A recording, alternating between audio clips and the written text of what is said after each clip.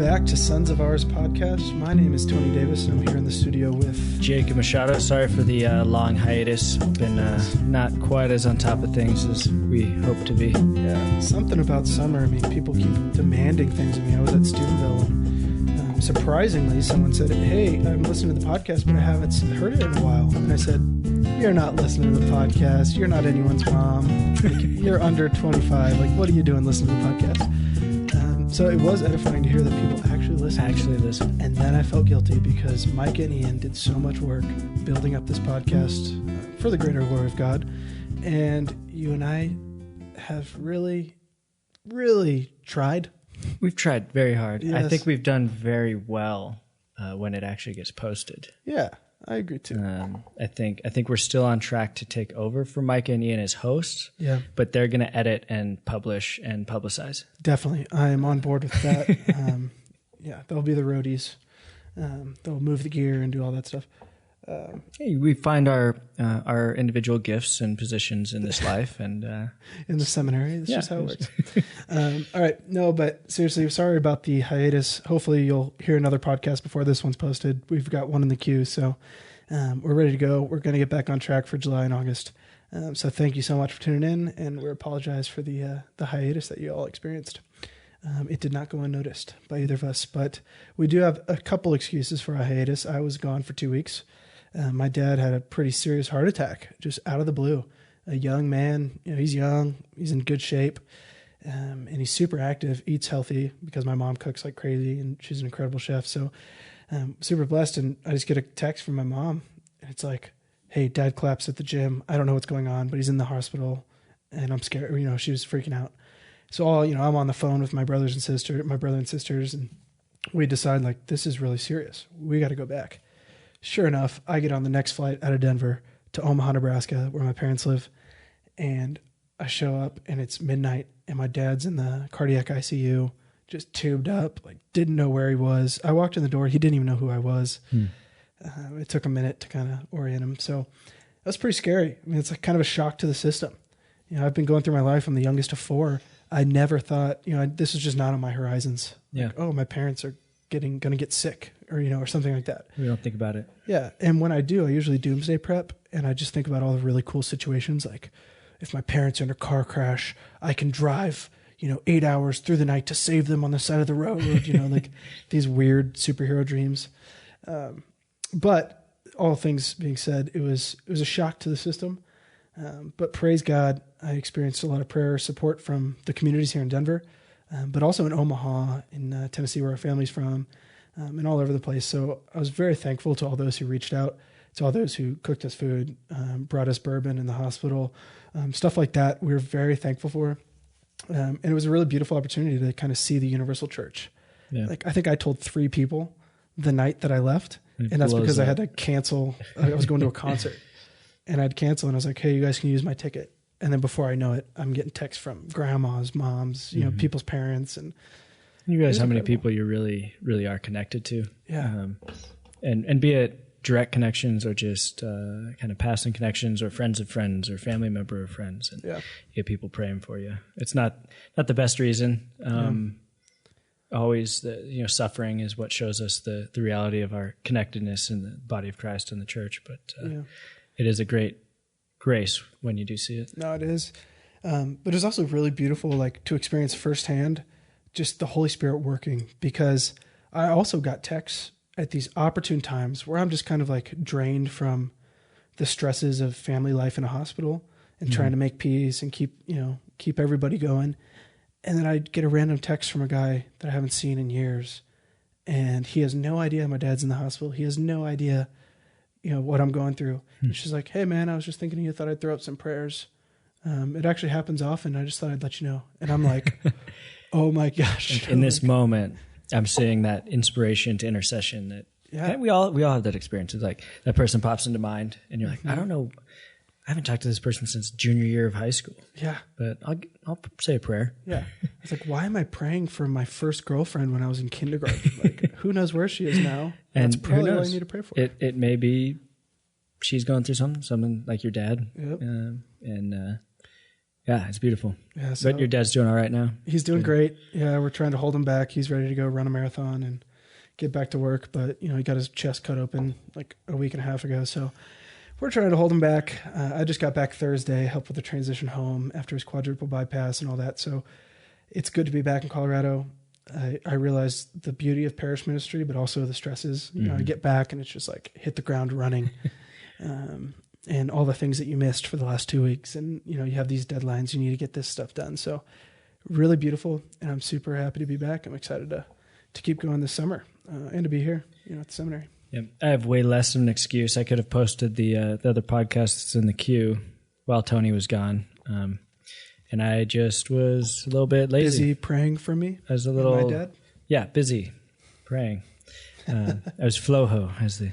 Oh, you learned something at Centro. Nice. Learned a little more Spanish. Yeah. But yeah, it's been a full couple weeks transitioning from Centro de San Juan Diego to now going to a bunch of different sites with Catholic Charities. Yeah, which is incredible opportunity to kind of see what the scope of the work that they actually do. I was kind of floored to realize they've got 70-something locations, over 400 employees running these ministries for, literally, I think we talked about this podcast previously, but just across the gamut for need.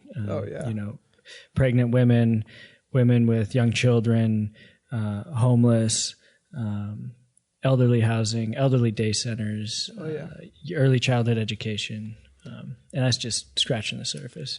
I was at Gabriel House, and they had gotten a big donation. Gabriel House is a provider for diapers to people in need, because diapers can be incredibly expensive and kids go through a lot of them. And clothes and all that. And so this is a place that people can come and receive diapers if they're in need. And they got this huge donation into like their main office, which is just in kind of extra classroom space in one of the parishes here in Denver.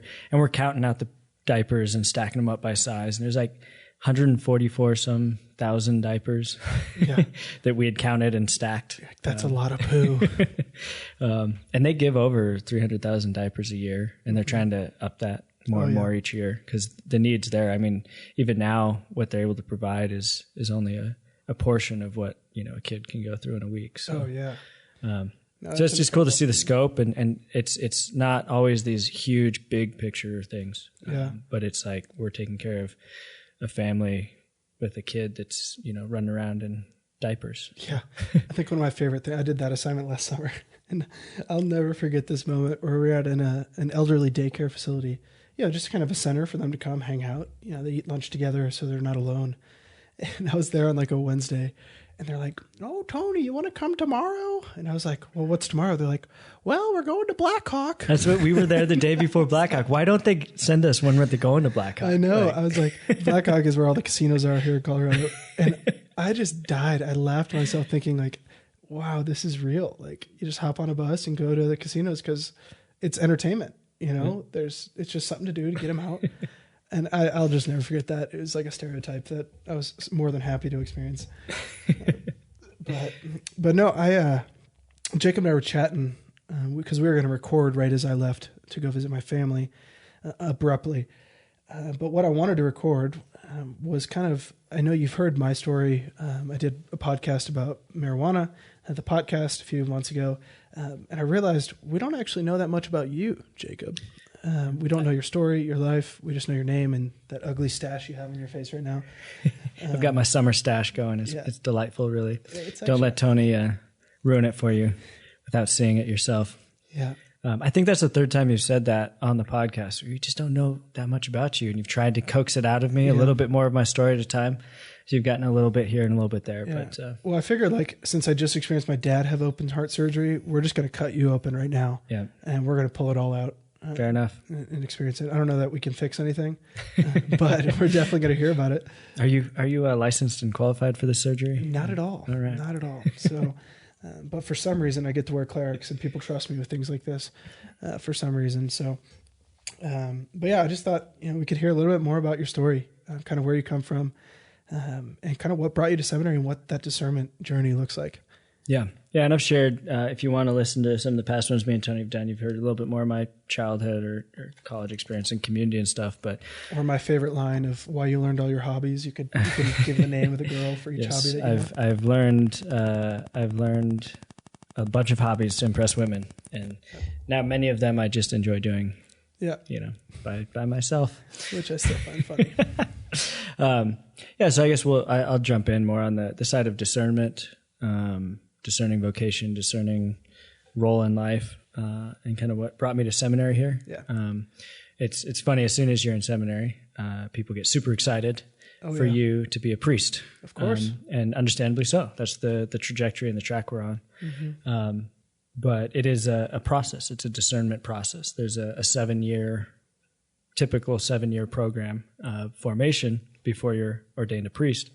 And I'm entering my 3rd year of that. So coming up on halfway, which is kind of crazy because in my life, I get really excited about things and I jump in and then they kind of run their course and I get a little bored and then I find something else. And about like a squirrel.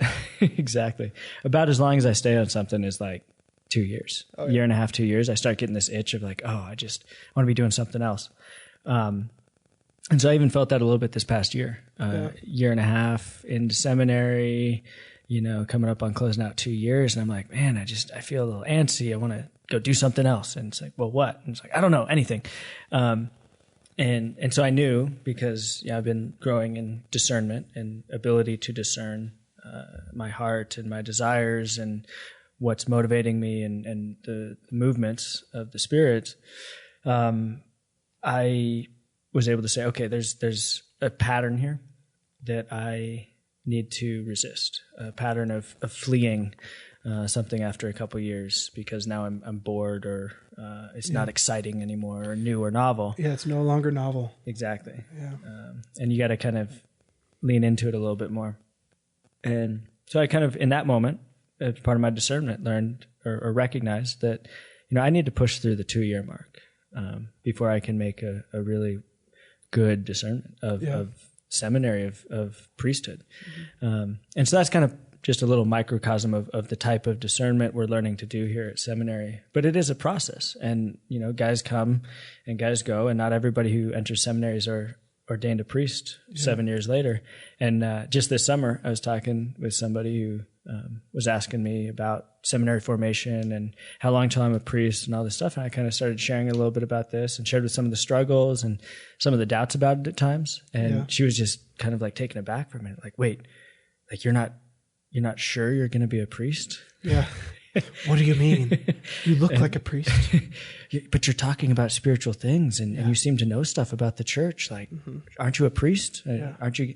And the I guess the misconception there to speak into, maybe some of our listeners have this too, is that like once you've decided to go to seminary, you're definitely decided like you should be or want to be a priest. I think if you've heard Tony's story from the previous podcast, you probably heard that like he was resisting for a while, even when he came into seminary. And I have a similar experience of like, I do, I don't. And it's kind of a challenge, and that's what discernment's for. But it's a 7-year process. And the example I gave her, I don't love this example. I don't love the analogy of seminary being like dating. Pitter patter, let's get at her. Let's hear it. But I just told her, like, if you saw a guy from afar for 6 years, would you be ready one day to just say, well, let's get married tomorrow? Yeah. And it's kind of the same with seminary. It's like I've seen the priesthood from a distance with friends who are in seminary, friends who are priests, just knowing the church, falling in love with the church in general, growing up in the church, being, Catholic my whole life. It's always been an option, and I've always been attracted to it in some fashion. But just because it's a distant thing, it doesn't mean I'm ready to be a priest tomorrow. Yeah. And especially even when I enter seminary, it's not like I'm ready to be a priest tomorrow now because I've entered seminary. There's this whole process of prayer and discerning and growing an interior freedom to look back at all the times, which is where I'm going to, of all the times where I felt a calling towards the priesthood or an attraction towards the priesthood. And so now I'm kind of sorting all of these times from my last, we'll call it 15 years, because that's probably when I started thinking about it, that I could actually say, Lord, is this really where you desire me to live, serve, and love?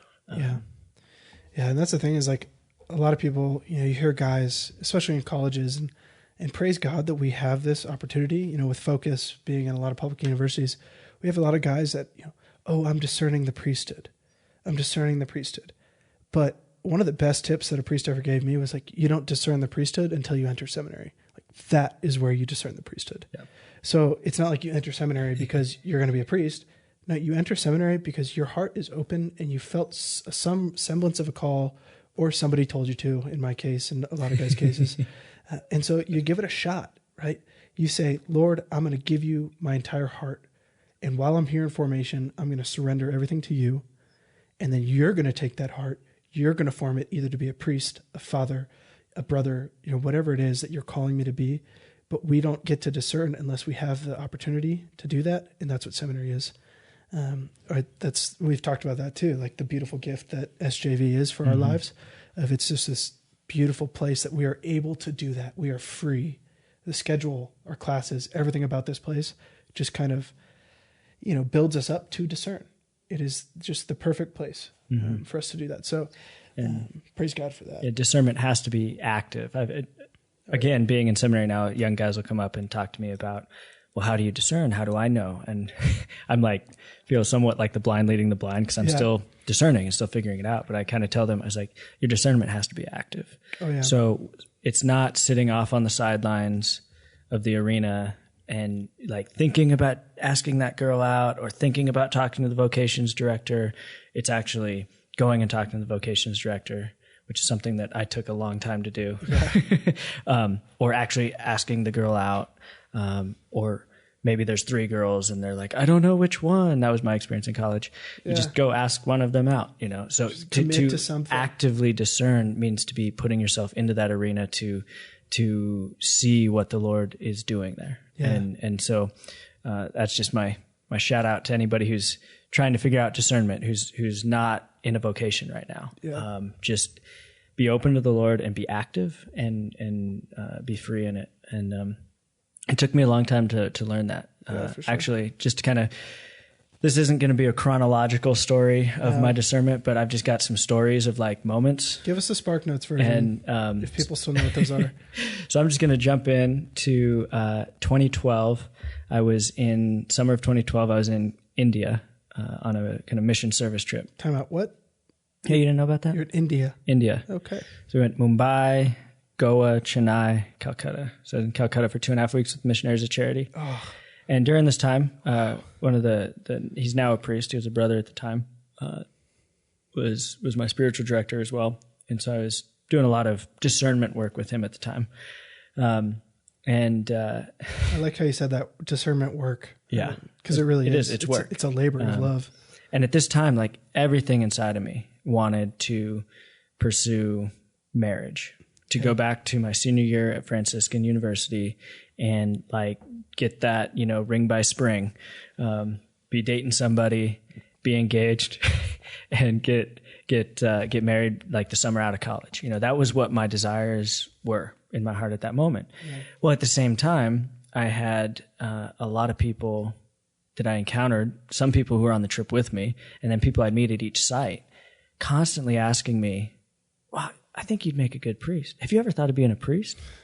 You should be a priest. Some fashion of that. Yeah. And so like in my spiritual direction meetings, I was like, what am I supposed to do with this? I want to be, I want to be married, but everybody's saying they should be a priest or I'd be a good priest. And I said, I'm not going to listen to them anymore. I'm sick of them saying, I'm not listening to their voices. I wish God would just give me a sign. Exactly. And, so my director at the time said, well, have you ever told Jesus this? And I was like, well, not really. He's like, well, that's a good start. Go tell him what you want. Go tell him what you desire now.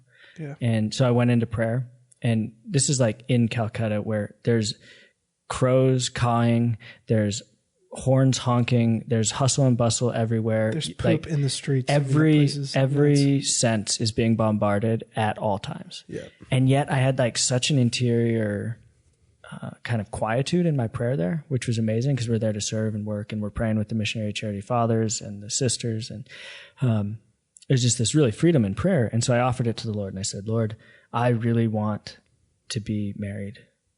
specifically to this girl right now. I hope that one works out. But like my desire is marriage. And what do you think of that? And I just had like this silence in prayer. There wasn't like an internal voice. There was no external voice. There was no, if you build it, you will come. Yeah, there was no whispering. No, there's really nothing, but there was a peace. And the peace was that I was becoming free to dialogue with the Lord, that I wasn't feeling an obligation because all these people were saying something, or my parents wanted something, or my friends saw something. I was free to dialogue with the Lord about this. Yeah. And so at the end of that, I decided, with my director, I kind of closed the door to the priesthood for a while, because this is my desire. When I prayed about it, I had a lot of peace. I had no like excessive confirmation, but I had a lot of peace. And so this is what I'm going to pursue. But of course, I made the prayer that, Lord, your will be done. Yeah. And how I put it to him was, you have a 2x4, you can hit me in the head with it. Yeah. Like, change my direction. Use it.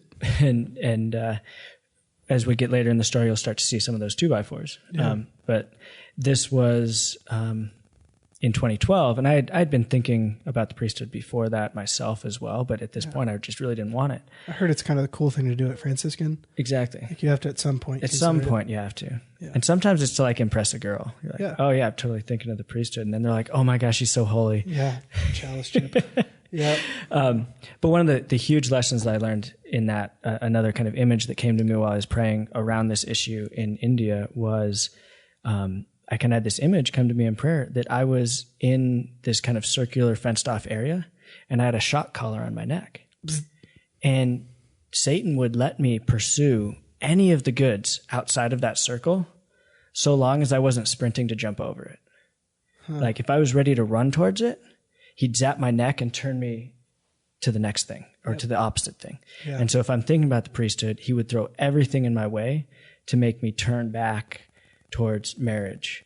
Or if I'm thinking about marriage, he's throwing something about like missionary life or priesthood. Yeah. And so it's kind of this image of me being trapped in this ring, because every time I actually started walking towards something in a kind of a real way, not just a hands-off, distant way, he would like jerk me back towards the other. And it just, I recognized there wasn't freedom in that. Yeah, not at all. So I'm going to rewind even farther to when I was in college. And this was really, I'd thought about seminary in high school. I'd had some pretty profound spiritual experiences, some healings, internal like healings of my heart and stuff at retreats and whatnot. And in kind of a naivety of sorts, I kind of equated like religious life to holiness. Yeah. From my childhood. Actually, I remember I was terrified of hell when I was about six or seven. Who are you? Yeah. I don't know. So 6 or 7, I was terrified of hell. That's awesome. But then I was like, well, who goes to heaven? Good people. And so in my mind, I look at the priest and I say, okay, this priest is like a good person. He's living for God. He's a good person. So if I want a sure ticket to not go to hell, I should be a priest, because that means I'll get to go to heaven. Now we know full well that is not always the case. Priesthood is not a guaranteed sanctity. Yeah, which I forget who it was, but one of the saints, it was like John Bosco or Francis Sales, I forget who it was, but said that the path to hell is paved with the skulls of bishops and priests. Yeah. So it's again, my naivety of a 6-year-old. Yeah. But that was probably the first time I ever thought of the priesthood, for a bad reason. Yeah. Well, at least you were thinking about it. On a side note, there was this terrible picture of the choirs of heaven at the parish I went to as a kid. And it just looked like the most boring, atrocious place. And I equated, like, if we're just singing the praises of God in all eternity in that picture, singing the songs at church that are pretty bad, I don't want to be in heaven either. Yeah. So I did have Why would I want to be there? I had this weird, like, I was a child and like I didn't want to be in heaven or hell. I was like, it all sounds bad. Yeah. And that's when I became an agnostic. In my agnostic 9-year-old phase, when I was just living for baseball. It was right in between the sports. It was right in between the sports and the emo phase. I never had an emo phase. Surprising. Guilty. Sorry. Yeah, I'm guilty of that. So anyway, back to so high school, I had these like emotional experiences, and I still had some of that baggage of like, well, if I'm gonna live like a life in Christ, it needs to be a religious life. And so I kind of had this experience of, well, I think I should be a priest. But it was because I equated living a life for Christ as living as a religious. Yeah. And we know that that's not true. You can live, we have holy and righteous married men and women throughout history, saintly people. If not more. Yeah, exactly. And oftentimes kind of unknown, who have done so much for the kingdom of God that we won't see until, final judgment. Yeah, it'll be proclaimed from the rooftops. And so I had to grow past that naivety even in high school. And so it was in college that I was really able to start kind of weighing it a little bit more. It was also in college when I started dating a little bit more and kind of had some of that active reality of discernment, but I was also scared of committing or scared of messing it up. Yeah. And so I'd kind of like tiptoe here and tiptoe there. But I did have moments of kind of senses of calling. And again, most of these are not directly to the priesthood, but towards the person of Christ, towards close relationship with Jesus. And I guess this first story, I was in Rome studying abroad. Franciscan University has a fantastic study abroad program. I think I talked about that a little bit. Yeah, they do. And we went to Rome. We've got this big trip. We go to Rome and Assisi. They also have one study like Poland and other places. But we're in Rome, and it's the first day we're in Rome, and we've got Mass as the whole student body, which is about 165, 170 of us. Everyone goes. Pretty much everybody goes. Each semester, we have our own professors there.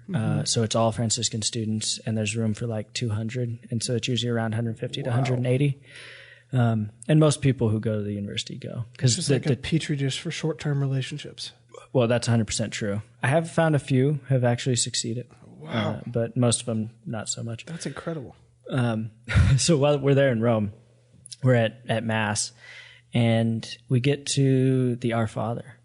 And I remember, like, I'm sure I was praying the Our Father vocally, but inside I was having like this fairly profound kind of prayer experience. And it was like this super cool, like Jesus bait and switch moment with me, where the thought that comes into my mind while I'm praying the Our Father at Mass is, what if the Pope would have a private meeting with you? What do you think of that? And I was like, oh, that would be so cool. I would love that. That'd be like the coolest thing ever. Yeah. And then the next thought is like, what if the Pope could have a private meeting with you, but you had to be there in 20 minutes? And like, we're not staying super close to the Vatican. So I'm like, I'd hop on whatever bus or train or get a taxi or sprint if I had to. Steal a Vespa. Like I would get there, that'd be the coolest thing, Yeah. And then the next thought was, well, what if the Pope would be able to meet every single one of the Franciscan students privately? Like, wow, that would be amazing. Like we would love that. We would never stop talking about that. We would never stop sharing that with we'd get home and we'd tell everybody about this experience, how cool it was. We'd make a feature film out of this. Exactly. And then this is where Jesus kind of switched it on me. Yeah. And the next thought comes in, and I do believe that this is Jesus speaking to me in my heart, in my mind, through my thoughts at Mass, goes, you are so excited by this opportunity imagined of meeting Pope Benedict and all of the students, and you would praise him for that if that had happened. But I am going to meet you and every single one of these people, every single one of these students personally right now. Yeah. In the Mass, in the Eucharist. And you aren't running to do that. You're not spreading that word from the rooftops. You're not shouting that and sharing that with everybody. Yeah. And it just kind of like totally shifted my perspective of why I was in Rome. Yeah. I was no longer in Rome as a tourist, but as a pilgrim. And every site that I went in Rome, I wasn't actually super excited to go to Rome. Yeah. Because I don't love crowds in big cities typically. It's too mainstream. It's just too mainstream for me. But I was excited to see the churches and everything. But this kind of turned it. I became a pilgrim. And every church I went to, I found the Eucharistic chapel first. Wow. And I would go and pray for a bit and then walk around the church. That's beautiful. Did you say this all happened in the space of Our Father? So does that mean Franciscan students pray the Our Father in like slow motion?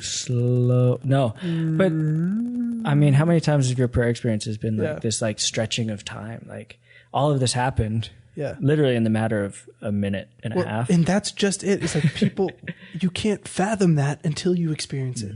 Like God being outside of time is just this novel idea that people like to teach, but no one knows how to explain it. But once you experience it, there it is. Yeah. Right. You can experience that eternity, that mystical eternity, in the course of a second, right? Or the course of Our Father in Rome, or the course of wherever. And now we're talking 9 years later, and like that memory is just as vivid. Yep. And that's how you kind of test it, and you know the fruits of it. That it's not. This isn't something that kind of I created or I made up, or. Yeah. So this was an invitation deeper into the heart, and so. But it's interesting because while I'm in Rome, I also start thinking kind of about the priesthood again. Well, there's a girl that I've been like actively pursuing. We weren't yet dating. That's how we say it in Franciscan, I guess. Yeah, you're talking. Choke me if I say the word courting. That's disgusting. But I spent time with her towards the end of our freshman year, and we were getting close and expressed our attraction for each other and wanted to see where it went. But it was going into summer, and then I was going to be in Austria, and she was back on campus. So we were like long distance talking and sending letters and stuff. And we were definitely growing in our relationship and getting excited for when I was going to come back in the spring. But now I'm in Rome, and I've got this like profound experience of Christ inviting me to his heart. And well, as I jumped further into that experience, I started thinking about like other times in high school or earlier, and even my freshman year at Franciscan, where I had kind of thought about the priesthood, and I was like, is this where I should go? Is this what I'm supposed to do? You know, it seems to keep coming up. Yeah. And I was just kind of confused about it. And so that's just kind of sitting there with me as I'm traveling Europe and stuff. And so a little bit later, I'm in another part of Europe, and there's a castle that has like a courtyard and like a museum. It was one of these old medieval castles. And a bunch of us students decide at night after the castle is closed, of course, that we're going to go scale the castle walls. We're going to siege the castle. That is a logical thing to assume when you're in Europe. Well, when you're 19 in Europe, you want to go siege a castle. Yeah. So we don't know if we can climb the wall or not, but we're going to go find out if we can. Of course. And so about 7 or 8 of us go, and we climb the castle wall into the courtyard. Mm-hmm. We realize, like, wait, that was actually super easy. Yeah, it makes you think, like, why are all the movies from medieval times, like, you need all these huge ladders and everything? No, just climb the wall. You just need a 21st century college student, and you can take over the castle. Yeah, with some fresh Nikes and some gym shorts. So a couple of the students decided they wanted to go tell other students about this. Of course. So now it's not just, like, 7 or 8 of us in the courtyard. It's, like, 20. Okay. Or like all the rebels from Franciscan. Yeah, 20, 25 kids are in the courtyard. Well, I got another friend there, and I'm like, dude, they're making too much noise. Like, somebody's going to come. We're all going to get in trouble. We've got 2 options. We can either climb the real castle wall, not just the courtyard castle wall, but the one that's almost 3 times as high, and get into the castle, or we can climb out of here and go, like, grab a beer somewhere. Yeah. And he's like, let's climb it. I was like, oh, yeah. Finally. So the 2 of us kind of sneak off from the other guys, and we're climbing, and we get up into the main castle. Yeah. And we still hear the people. It's a little bit farther away, and we're just kind of like waiting for like flashlights and somebody else. And we're like, we're just going to hunker down over here until that all disappears, and we'll just have a good time. So now we're inside the castle, though, so we're going to explore a little bit. So we start walking down the halls and like the corridors and stuff, and then we realize we can get up the tower, the parapet tower of this castle. And so we climb up to the top of it, and it's probably only like 3-4 stories high. Yeah. Like, it's not super tall, but it's up there. Yeah. And away from the courtyard. And we're just laying up there in the middle of the night, beautiful, starlit, no moon, dark night, dark sky, seeing the stars. And we just start talking about life. And I kind of share him some of my experiences from in Rome. Yeah. Some of my experiences from Europe, some of what I'm thinking about discernment-wise, about this girl at home and kind of confusion there. And he just asked me a super simple question. He said, what are you going to do about it? And I said, I don't know. I should probably talk to the vocations director when I get back this Christmas break. He's like, yeah, that'd probably be a good idea. Yeah. And that's kind of where it sat. Exactly. And so at that point, I was actually pretty decided, like, I'm gonna go talk to the vocations director when I get back home.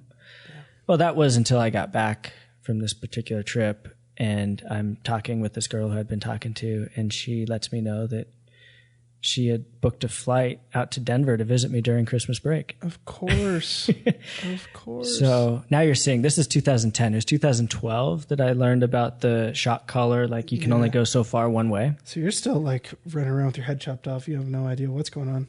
Exactly. I haven't actually learned how to discern. Yeah. Like I'm still learning that. Yeah, we're all still on that path. So I get back but I was super excited about that. And so of course, winter break comes. I'm back home. She comes out the last week. We drive back together. We've got an awesome drive, and it's just a lot of quality time with her, and it was like super cool. And so, of course, I'd never talked to our vocations director. Of course. During that. Of course not. During that break. Had a better plan. Exactly. But I got back, and I still had just too much of that, like, what if in mind. And so because I had this what if that I was carrying, like, I wasn't actually able to enter into this relationship. And so because of my inability to commit to either thing, I like kind of destroyed this relationship because she's like, what are you doing? Like, what are we doing? Why are you not pursuing me anymore? Like, why is this? There's so much distance. You seem to be at arm's distance or whatever. Yeah. And, so she ended up calling it off, and I was like, yeah, makes sense. Like, thank you for doing that so I didn't have to. Like, I'm not actually angry about it, but I'm kind of sad about it. Yeah. and so that was kind of where that was. And I didn't really act on it still for a while. Junior year, I started dating a girl, didn't end up so well. But again, when I was dating, there was this what if, and I even brought that up to her when I was breaking up with her. Yeah. And that was when I learned how to break up with somebody, which is a lesson to be learned. Yeah, it is. I messed it up successfully. Royally messed it up, but again, like, learn from that, learn from the good of it, the bad of it, whatever. And then I get to the India experience that I'd shared earlier. And so then I was just ready to just go into senior year and, be married by 25 with a house and a kid. And of course. That was the plan. And I got out. A house and a dog, probably not a kid yet. I'm not a dog person. I actually I don't like that. No offense to anybody who's getting dogs, but have a kid. Have a kid. So yeah, I know we just kind of derailed there, but I worked for 4 years here in Denver before starting seminary. Because I was in the seminary, and you were very involved in the young adult community here in Denver. You're shooting video for people's weddings, and it seemed like every wedding I went to, there's that camera guy that somehow everyone knows. Yep. Like, all my friends know him. I don't know him, but I was like too prideful to introduce myself. Tony wanted to know me. Yeah, exactly. And I was like, no, he wants to know me. I will not introduce myself. But it was kind of like you were very involved in that young adult community. So whenever I found out you were coming to seminary 2 years ago, I was like, oh, that's the guy that all my friends know, and I've kind of met in passing, had a beer with him every now and then, but I have no idea who he is. Exactly. So you did that for 4 years. It's 4 years, and I like, community is super important to me. I like connecting people. Yeah. I like knowing people. I hate networking. Yes. Networking seems... because there's a difference. Yeah. There's a difference between networking. Networking is like utilitarian. It is very much so. Just connecting and meeting people and knowing them. Like, I loved being able to say, oh, you're looking for a roommate? I got some guys for you to talk to. Or, oh, you're an engineer? You're looking for a job? I've got some people to talk to. Like, helping other people was always a great joy for me in their life. I liked seeing other people thrive in whatever way that I could help do that. Yeah. And so that's why I got like super involved in young adult community. I was planning the Catholic Beer Club events for 2 years. Mm-hmm. Which, like, in Denver, that's like young adult royalty. Like, you're planning the Catholic Beer Club. Like, that's... I mean, it did kind of fizzle out after I stopped planning them. So I don't know what that says about me, but I don't know. Maybe my vanity's showing now. I don't know. Yeah, it's getting... I'm so vain. I probably think this podcast's about me. This was totally unplanned, by the way. Totally spontaneous. But I did that, and I worked a couple different jobs, a couple different industries, predominantly doing media, video marketing, like we talked about. Yeah. Somehow you ended up right back in and now media. I'm recording a podcast. Yeah. And it was then... Really, like I shared in a previous podcast, I just wasn't like super fulfilled. Yeah. in what I was doing. And I went to prayer, and Jesus said, well, what do you think of, this priesthood thing we've kind of talked about in the past? Maybe it's time to really see about that and really go to seminary and discern. And I know we're kind of running up on time. I don't want to run too long on this, but I mentioned the 2x4s. Oh yeah, or 4x4s. Or 4x4s sometimes that I willingly gave Jesus when I was in India, and about 2.5 years before seminary started, or before I started in seminary, I had this incredible streak of being very interested in a girl. Okay. And getting ready, I'm asking her out. I'm gonna commit. I'm gonna do something about it. Exactly. Okay. And then I find out that she's just started dating somebody, like a week before, 2 weeks before. Yep. And then all of a sudden, 6-7 months later, they're engaged and they're married. Jeez. So I don't know, maybe I'm a gift to Catholic single women, because if I like them... Let's not go back to the vanity train. Yeah, if I like them, they'll be married in a year. Huh? I might end up cutting this one out. I can't believe you said that. I love it. Don't cut it out. Leave it. But it was this incredible reality of I so wanted to be married. This was my plan from junior year. Yeah. Well, and it's funny because we joke about vanity, but I also struggle with that too. And sometimes the Lord wants it to hurt. Mm-hmm. If you and I think, we'll puff our chests up, we can get any girl we want. We're just if we just snap our fingers, some girl's going to fall in love with me. And then it's so easy, isn't girl starts dating someone else. Yep. And as a man, that hurts. Yeah. But Jesus is sitting there with the 2x4, just hitting you over the head hey, you want to try again? I can keep doing this. You want to try again? Let's keep going. Yeah. And it was a streak. It was 6 or 7. That's impressive. And they're all married now. Most of them have kids. Wow. Are you the godparent to any of them? Because you should be. I'm not, but I pray for them. They're ungrateful. Yeah. But with that, I was kind of now I can kind of laugh about it, joke about it. But February, a year and a half before I applied for seminary. No, February, and then that October is when I did. I was talking with a friend of mine who I hadn't seen for a while, and I was kind of telling him, almost bemoaning it, dude, this keeps happening. Yeah. But I also had told him about some of these other stories, and he had remembered those. And he just looks at me after I kind of tell him all my relationship disappointments over the last year and a half, and he goes, "Huh, sounds like a lot of 2x4s." Yeah. And I said, "You shut your mouth." Yeah, you are not qualified to say that. But that was really, that was kind of the turning point where I was like, you know what, he's right. Maybe I should start. And so I checked out, I visited the Dominicans, Central Province Dominicans here in Denver when I got back from that trip. I was talking with some Franciscan orders. I was looking at some Benedictine orders. I was kind of doing my millennial distance, Googling the orders. I'll follow their Instagram account. Exactly. Because I didn't really want to go diocesan. Yeah. I've never lived, other than college, I've never lived farther than 20 minutes from the seminary here. Yeah. I've known guys who have been going through the seminary since I was 13. Yeah. If your family's super involved in the stuff. If I'm going to do this religious life thing, I'm going to get the hell out of Dodge. Yeah. And or Denver. But that wasn't God's plan. So none of these religious orders kind of seemed like a fit. But then when it started moving, it moved pretty quick. October, I had 2 people who I respected and trusted, who kind of very bluntly said, I think maybe you should check this out. If there's any obstacles to it, let us know. We'll help you get through any financial obstacles or other obstacles that you might have. If you want to do this is something that I think you should do. Yeah. And so that was October. November, I talked to Father Ryan. Father Ryan and I talked, and he said, come back in December after praying and starting up spiritual direction on a regular basis again. Yeah. And then December, I was applying. So once it started happening, it moved pretty quick. But I don't know. That's a little microcosm of my stories. And now, 2 years later, you're still here. Right? Still here. And that's my big thing.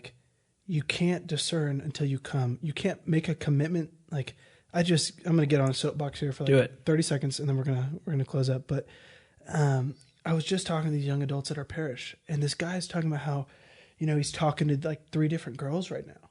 I said, what do you mean talking? And he's like, oh, well, we text all the time and this and that. And I was like, well, what happened to this girl that you were like, I thought you were dating? And he goes, oh, well, she left for the summer. And I was like, so what, you're just done? And he goes, well, yeah, she can't really text. She's out of service. So we just stopped talking. And I was like, so what? And he's like, well, I don't know. She's probably talking to other guys and I can talk to other girls. And I was like, no. Stop being an idiot. Like, that's not how this works. But then it dawned on me. They never made a commitment to each other. They never committed. They never went for it. So, of course, like, why would I trust that she would be faithful to me while she's gone? So then I don't have to be faithful to her, And that's when it hit me, like, we need to break this culture of non-committal. Because when we commit to things, there are certain obligations. For example, in a relationship, when I ask a girl out, or, in a guy and a girl are dating, if they go on vacation, it's an understood thing. Like, they're not just going to start talking to some other guy in Italy when they're on vacation. You're farther than 4 hours away from me. Yeah. Like, but if there's commitment, that's an understood thing, right? You have committed yourself to somebody. If there's not, then yeah, it's of course, like, what, if you haven't committed, then there's no rules. And so I just kind of railed him and laid into him like, dude, what are you doing? Like, you're not happy right now because you haven't committed to anything. Yeah. And for most of the young men out there and young women who are discerning and they think like, oh no, I'm called to be a mother. And I say, yeah, but every relationship has fallen apart in the last 7 years, or you're not dating. Like, maybe the Lord's calling you to religious life, but I'm called to be a mother. Of course you are. I'm called to be a father. Exactly. Like, but it's so hard for us as, young men and women, and even older generations to commit to something.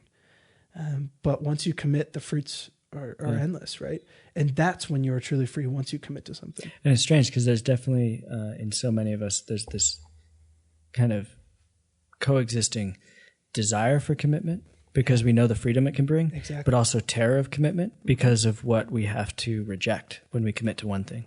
Yep. And that was what paralyzed me for so long. Yeah. And so, I'm here going in my 3rd year of seminary, still trying to figure out exactly where the Lord's calling me. Yeah. But the one thing I know for sure is he's calling me to his heart and to closer to him. And so when I'm praying well, I'm able to discern well, and like emotions or passions will rise. Yeah. And some of them aren't always in line with being a priest. Yep. There's weeks where I desire to get out of here and go find a beautiful wife. Yeah. But I know that's in that time kind of a fleeting passion. Mm-hmm. And if I can resist it from ruling my life in that moment, I can actually discern it. Yeah. I can actually discern if this is a calling or if this is not, as opposed to just kind of running after every whim that I may desire. Yeah. And it's tough. I mean, there's challenges out there. And the thing I want to close with is, it's well-intentioned. Often people want to know about your experience in the church. They're hopeful for young priests. They're excited, but they're also kind of confused by what we're doing. Yeah. And so there's all these questions about seminary and seminary life formation, and absolutely ask us those questions. We're more than welcome if you meet us, any of us, any seminarian, to talk to you about formation, to talk to you about discernment, to talk to you about religious life. But it is funny because there's certain things that come up. And one of the funniest ones, and we were at a wedding together, me and Tony, and so many people came up to us and were like, wait, you're young. You guys have a good sense of humor. Yeah. You seem pretty smart. You're not like super ugly. Yeah. Don't forget the good looking part. Yeah. I'm trying not to be vain, so I said not super ugly. That ship has already sailed. Okay. You're attractive. I didn't have a mustache then. They might have said something different if I had the mustache. But they like put out all these kind of good human traits. Backhanded compliments almost. Yeah. And then it's like, well, why would you be a priest? Yeah. Or, people talk about, they're always fascinated by celibacy. Yeah. Oh, yeah. And celibacy, it's tough, but committing your life to one person, one partner is just as tough. Yeah. I mean, you're not free to just go, with anybody you want. Yeah. Obedience is the hardest, and obedience can be the hardest in marriage too. Oh yeah. Obedience. I joke about like having trouble sometimes being a 28-year-old man with a curfew. Yeah. But if I was 28 with 2 kids under 4, darn straight I've got a curfew. Yep. And that's 7 days a week. And it doesn't change from 10 to 12 on the weekends. I don't get a little bit of a break, Yeah. And so there's just all these kind of misconceptions that I do encourage you to talk to us. But I just want to close with, there's a certain mentality that goes around sometimes. It's kind of underneath what people say. And it's almost like those who can't do, teach. Yep. Those who can't teach gym. Mm-hmm. And those who can't teach gym, go to seminary. Yeah. It's like only those who aren't talented, don't have natural abilities, or couldn't succeed in the business world or in the relationship world. Yeah. Those are the ones that can go to seminary. And it's like, are those really the priests that you want? Yeah. Like the ones who fall back on the church is maybe a safety net or a last ditch. Yeah. Like that's not the type of priest that I want, or the priest that would inspire me. Just as like a family man, It's like I want somebody who's going to be good and creative and responding to the the will of God. And exactly. So and that's my soapbox. Yeah, that goes with pretty much every vocation. No girl's gonna just marry a guy. It's like, oh well, I guess he's good enough. Like no one wants that, So exactly. Well, thanks for sharing a little bit. I hope it made some sense. No, it's some good stories. We'll keep chatting, we'll keep the dialogue going for the next few podcasts. But I appreciate you hearing that, and I'm sure the listeners do as well. So if you have questions, you can call Jacob at 303. No. Yep, 303 is the start. Yeah, that's all you're gonna get. 720. No. But yeah, thank you so much for listening. Once again, we really appreciate it. All the support that the community gives to the seminary here is greatly appreciated, and especially over the summer, as we are all spread out across the diocese and across the country and the world. And the summer's not wrapping up too quick, but if you can't stand me and Tony, Ian and Michael will be back soon. Don't worry. If you love us, send emails saying you want us to take their jobs. They took our jobs. But yeah, so thank you so much. This has been the Sons of Ours podcast. Ours with an A. Yeah, I've finally learned. We don't have to do that anymore. All right. Anyway, all right. Thanks so much. God bless. And pray for us as we pray for you.